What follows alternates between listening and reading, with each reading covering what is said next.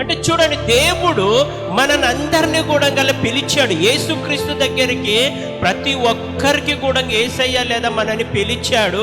ఎందుకు నిన్ను పిలిచాడు యేసుక్రీస్తు వారు అని అంటే, నీవు ఒక కొత్త సృష్టిని పొందుకుంటున్నప్పుడు, నువ్వు మహిమకరమైన ఒక పాత్రగా నువ్వు ఉంటున్నప్పుడు, యేసుక్రీస్తు నందున తన మహిమ ఐశ్వర్యము చెప్పున ఆయనే నిన్ను రింపుతూ, ఆయన మహిమ ఐశ్వర్యము చెప్పున నిన్ను రింపుతూ, దేవుడు యేసుక్రీస్తులో నువ్వు ఒక నూతనమైన సృష్టిగా నువ్వు మార్చబడుతున్న వేళల, నువ్వు దేవుని అందున ఒక ఆశీర్వాదకరమైన దేవుని యొక్క మహిమకరమైన పాత్రగా మార్చబడబోతున్నావు. హల్లెలూయా.